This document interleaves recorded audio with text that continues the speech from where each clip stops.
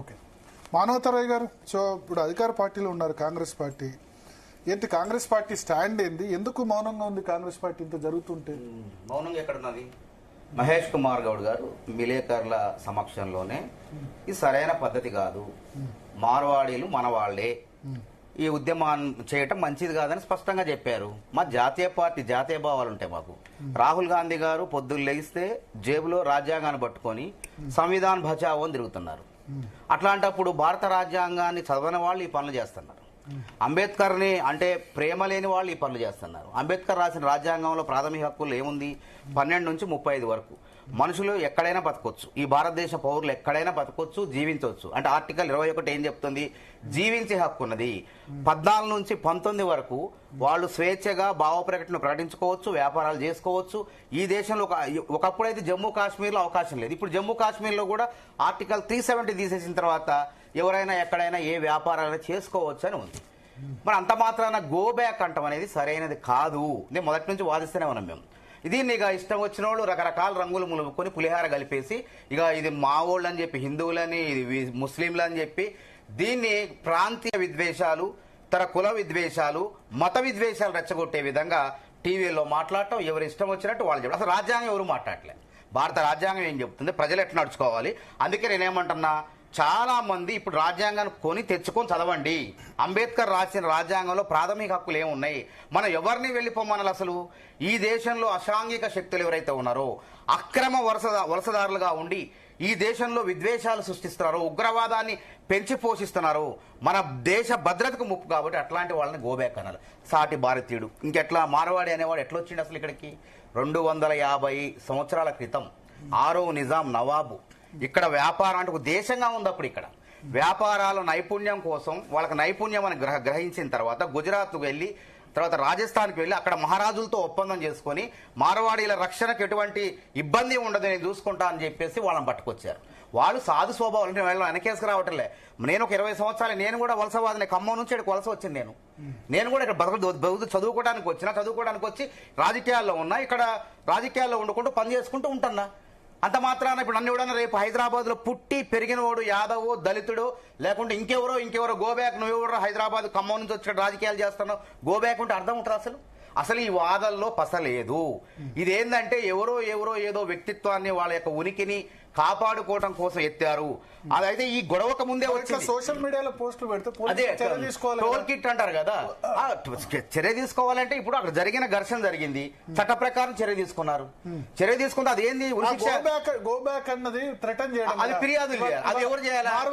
అట్లా కాదు. ఇప్పుడు కంప్లైంట్ చేశారు. భారత రాజ్యాంగంలో అది నేను చెప్తానండి. రాజ్యాంగం ఉంది, తర్వాత భారత న్యాయ సమితి అని ఒక చట్టం వచ్చింది ఐపీఎస్ స్థానంలో. దాంట్లో 196 నిబంధన ప్రకారం ఏముందంటే, మనుషుల మధ్య విద్వేషాలు రెచ్చగొట్టొద్దు, కుల విభేదాలు రెచ్చగొట్టొద్దు, ఎవరిని మతపరంగా గాని కులపరంగా గాని వివక్ష జెండర్ పరంగా అంటే లింగ వివక్ష కూడా చూపొద్దు. ఆ విధంగా టీవీల్లో, పేపర్లలో, పత్రికల్లో ఎవరైనా రెచ్చగొట్టే వ్యాఖ్యలు చేస్తే వాళ్ళని చట్ట ప్రకారం శిక్షించవచ్చు. అసలు అవి నాన్ బెయిలబుల్ కేసులున్నాయి అందరూ. కానీ ఎవరైనా ఫిర్యాదు చేశారా? ఎక్కడ ఫిర్యాదు చేస్తారు? అది ఎక్కడ చేయాలి? స్టేషన్ లో చేయాలా? ఈ విధంగా వ్యాఖ్యలు ఎవరు చేయాలి? షాము, ఆయన సాయి, పోలీస్ చేయాలి. నేను చెప్పేది వినండి. పోలీస్ అంటే ఇక్కడ ప్రభుత్వాలు ఏంటంటే అందరు కావాలి. ప్రభుత్వాలకి ఇటు వ్యాపారాలు చేసే మార్వాడి కావాలి, స్థానికులు కావాలి, అందరూ సామరస్యంగా బతకాలి, మనం అభివృద్ధి చెందాలి అని ఆలోచిస్తారు. రేవంత్ రెడ్డి గారు ఏమంటాడు? ప్రపంచ వ్యాపారస్తుల రాండి ఇక్కడ పెట్టుబడులు పెట్టమంటున్నాం.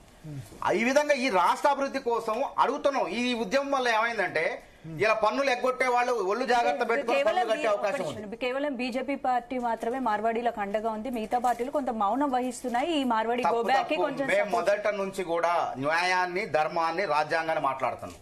ఆ కులాన్ని, ఈ కులాన్ని అని మేము కులాల గురించి మాట్లాడడం. ఈ దేశంలో లౌకికవాదం ఉంది. ఎవడైనా ఎక్కడైనా బతకొచ్చు. ఏ మతాన్నైనా మార్వాడీలు దాండి ఆడుకోవచ్చు, క్రైస్తవులు వాళ్ళ ఉత్సవాలు జరుపుకోవచ్చు, బౌద్ధులు, జైనులు వాళ్ళకి సంబంధించిన కార్యక్రమాలని, కళాశాలను పెట్టుకోవచ్చు అని బాబాసాహెబ్ అంబేద్కర్ రాజ్యాంగం రాసిండు. అంబేద్కర్ రాసిన తర్వాత మీరంతా ఎవరు అంటున్నారు? అసలు తుమ్కోనే మీరెవరు వద్దంటానికి? అసలు అది కాదు. అప్పుడు ఏమనాలా? కల్తీ జరుగుతుంటే కల్తీ జరగకుండా అరికట్టాల్సిన బాధ్యత పౌరులుగా మీ పైన ఉన్నది. వాళ్ళు జిఎస్టీ ఎగ్గొడితే అధికారులకు ఫిర్యాదు చేయాల్సిన బాధ్యత మీ పైన ఉన్నది. ఇన్కమ్ ట్యాక్స్ డిపార్ట్మెంట్ లో ఉన్నాయి, ఐటీ ఉన్నది, కమర్షియల్ ట్యాక్స్ ఉన్నది. వీళ్ళందరికీ కూడా ఇట్లా ఈ మార్వాడీలే కాదు, మన వాళ్ళు కూడా కొంతమంది ఉన్నారు. అయినా కందకలేని దొరద కత్తికి ఎందుకండి? దీనివల్ల మార్వాడీల వల్ల తెలంగాణ బిడ్డలు కొలువుల్లో వచ్చి మార్వాడీలు చేరుతున్నారా? 250 సంవత్సరాలు అయింది వాళ్ళు వచ్చి. ఒక మంత్రి పదవి ఉందా వాళ్ళకి? రాజకీయాల్లో చేరి ముఖ్యమంత్రులు అయ్యి మన మీద తెలంగాణ బిడ్డల పైన పెత్తనం చేసిర్రా? మీరు వాస్తవాలు మాట్లాడుతున్నారు, వెనకేసుకు రావటం కాదు. ఆ తెలంగాణ ఉద్యమం వేరు. తెలంగాణ ఉద్యమంలో మన కొలువుల్లో సీమాంధ్ర ప్రాంతం వాళ్ళు చేరారు కాబట్టి మనం ఆ రోజు ఉద్యమం చేసినాం. ఎవరి మీద ఉద్యమం చేసినాము? పాలకుల మీద, పెత్తందారుల మీద చేసినాం. కానీ పొట్టకూటికి వచ్చినటువంటి ఆంధ్ర రాయలసీమ వాళ్ళ మీద చేయలే. మా ఉద్యోగాల నుంచి పోండన్నాం, మాకు స్వయం పాలన కావాలన్నాం. ఆ విధంగా తెలంగాణ వచ్చింది. అర్థవంతమైన నినాదం 69లో వచ్చింది. ఈయన గుర్తుపెట్టుకోండి, 1952లో ఇడ్లీ సాంబార్ గోబ్యాక్ అన్నారు, అంటే చెన్నై వాళ్ళు. అప్పుడు కూడా ఎవరు కారణం? నిజాం నవాబు గారు ఇక్కడ ఇంగ్లీష్ బ్రిటిష్ వాళ్ళ మధ్య మనకు మధ్య స్కిల్ ఉన్న నైపుణ్యం తెలిసిన వాళ్ళని తీసుకొచ్చి చెన్నై నుంచి తీసుకొచ్చి పెట్టారు. ఇడ్లీ సాంబార్ గోబ్యాక్ అన్నారు. మరి అంతకుముందే మార్వాడీలు వచ్చారు కదా, మార్వాడి గోబ్యాక్ అని ఎందుకన్నా తెలంగాణ విద్యార్థులు? 69లో కూడా మార్వాడీలు ఉన్నారు కదా, తెలంగాణ ఉద్యమంలో కూడా వాళ్ళు ఉన్నారు. మరి మార్వాడి గోబ్యాక్ ఎందుకనలేదు? ఇది కావాలని కుట్రపూరితంగా. అంటే నేను చెప్తాను కదా, కొంతమంది ఖాళీగా ఉన్నారు తెలంగాణ ఉద్యమం చేసి, వాళ్ళకి ఏ పని లేదు. వెనకటి సామెత ఒకటి ఉంది, పని లేనోడు డాష్ డాష్ వెనకటికి ఎవరో పిల్లితలకాయ కొరికిండట. అట్లుంది ఇలా కథ. ఇది అర్థం పర్థం లేని తలాతోక లేని వాదన ఇది. నువ్వు వాడి తప్పు చేస్తే ఆ తప్పుకు తగ్గట్టు నువ్వు పోరాటం చేయి నిన్న, అంతేగాని గోబ్యాక్ వాడు ఉండొద్దు వీడుండొద్దు అని చెప్పడానికి నువ్వెవరు అంటున్నా? కాబట్టి అందరూ వెళ్ళిపోతే ఎవడుంటాడు అంటే హైదరాబాద్ అందరూ వ్యాపారం చేసేవాళ్ళు, సంపద సృష్టించేవాళ్ళు అందరూ గోబ్యాక్ అంటే ఆంధ్ర గోబ్యాక్ అన్నాం, తమిళనాడు ఇడ్లీ సాంబార్ గోబ్యాక్ అన్నాం, ఇలా మార్వాడి అంటున్నాం, రేపు ఇంకోళ్ళు అంటాం. చివరి వచ్చేసరికి ఏమైనా తెలుసా? అసలు నువ్వు నాన్ లోకల్ హైదరాబాద్ కాదు, నువ్వు హైదరాబాద్ అసలు మాకు ఇట్లా వచ్చి రాజకీయాలు చేస్తున్నారు మీరు, మాకు కేంద్ర పాలిత ప్రాంతంగా ఉన్నాడు. ఇంకోటి ఉద్యమం లేపుతారు ఇట్లా. మీరెవరు అబ్బాయి ఏడొచ్చి అసలు? మీరు వరంగల్ పోండి రాజధాని చేసుకోండి అంటారు. ఖమ్మంవాడు, నల్గొండోడు, వరంగల్, హైదరాబాద్ లో కూర్చొని ఇక్కడ సమైక్యతను దెబ్బతీస్తున్నారు, మత సామరస్యం దెబ్బతీస్తున్నారు. ఎప్పుడో 94 ఆ ప్రాంతంలో మత కలవలు జరిగిన తర్వాత 11 ఏళ్ల తర్వాత తెలంగాణ ఏర్పడిన 11 ఏళ్ల తర్వాత ఈ విధంగా ప్రాంతీయ విద్వేషాలు అనవసరంగా వచ్చింది. నిజంగా మార్వాడిగా పెత్తనం ఉండి వాళ్ళు రెచ్చిపోయి మన ఉద్యోగాల్లో మన రాజకీయాల్లో తలదూస్తూ మన మీద పెత్తనం చేస్తూ మనల్ని బానిసగా మారిస్తే అప్పుడు ఉద్యమం రావాలి, దానికి మద్దతు తెలుపుతా. అయినా దీనికి స్పందించాల్సింది ఎవరు? ఏదన్నా కందకాలు ఎందుకు కత్తి కిందకు అంటున్నా. ఈడెవడు వ్యాపారస్తులు మాట్లాడేవాడు ఎవడు వ్యాపారస్తులు కాదు. ఆర్య వయసులు అనేవాళ్ళు తెలంగాణలో మనం చూస్తాం. నేనుండే మల్కాజ్గిరిలో అసలు పచారా కొట్లు కానీ కిరాణా షాపులు కానీ ఆర్య వయసులు లేరు. ఎక్కడికి పోయారు? వాళ్ళ రంగాలు మారిపోయారు. వాళ్ళ తండ్రుల వరకు కిరాణా దుకాణాలు నడిపారు. వాళ్ళ కొడుకులు ఏం చేశారు? ఇదెందుకు ఈ దుకాణంలో మనకి ఉప్పు పప్పు అమ్ముకోవడానికి అమెరికాలు పోయారు, ఎన్ఆర్ఐలు అవుతున్నారు, మనకు అవకాశాల దగ్గర అని చెప్పి వేరే పెద్ద వాటిలో వెళ్ళిపోతున్నారు. అప్పుడు ఇక్కడ నిర్వహించాల్సిన వాళ్ళు వచ్చి వాళ్ళు లాభం ఉన్నా నష్టం ఉన్నా పోతున్నారు. అయినా ఇక్కడ వినియోగదారుడు రావాలి. కస్టమర్ని ఎవరు సంతృప్తి చేస్తారో వాళ్ళ దగ్గరికి వినియోగదారుడు పోతాడు. అంతేగాని నువ్వు వాళ్ళ దగ్గర అనిపించగలుగుతావా? చెప్పండి. ఇలా ఎవరు నష్టపోతున్నారు? ఎవరి వల్ల? అసలు నష్టపోయేది సాదా సీదా ఆర్య వయసులు, తర్వాత మార్వాడీలు. ఎందుకు నష్టపోతున్నాయి? ఇలా బహుళజాతి సంస్థలు వచ్చింది, ఇలా మెట్రో వచ్చింది. హోల్సేల్ బేగం బజార్కి ఓడిపోవట్లే, మెట్రో పోతున్నారు. 1000 రూపాయలు దాటి 10,000 కానీ 20,000 కానీ మొత్తం కూడా అక్కడ కానీ తక్కువ ధరలకు అమ్ముతుండే. ఎక్కడదా మెట్రో? ఎక్కడిది? అమెరికా సంస్థ. లుల్లు మాల్ ఏదో వచ్చింది, ఎక్కడ? దుబాయ్ సంస్థ. అదేవిధంగా స్థానికంగా ఉన్న దేశంలో ఉన్న బహుళజాతి సంస్థల మూలంగా చిన్నా చితక జీవితాలు, సామాన్య వ్యాపారాలు చితికిపోతున్నాయి. ఇలా ఒక పక్క చైనా వస్తువులు దిగుమతి అవుతున్నాయి. మనం ఒప్పందాలు చేసుకునే పరిస్థితులు వచ్చినాం. ఇంకా ఒప్పందం అయితే కనుక చైనాతో ఇంకా దారుణమైన పరిస్థితులు వస్తాయి. దీనికి కారణం ఎవరు కాదు, మనమే ఉన్నాం. కాబట్టి ఇక్కడ దేశంలో 2 కులాలండి. ఒకటి నాకు తెలిసినంత వరకు నైపుణ్యం ఉన్నవాడు, నైపుణ్యం లేనివాడు.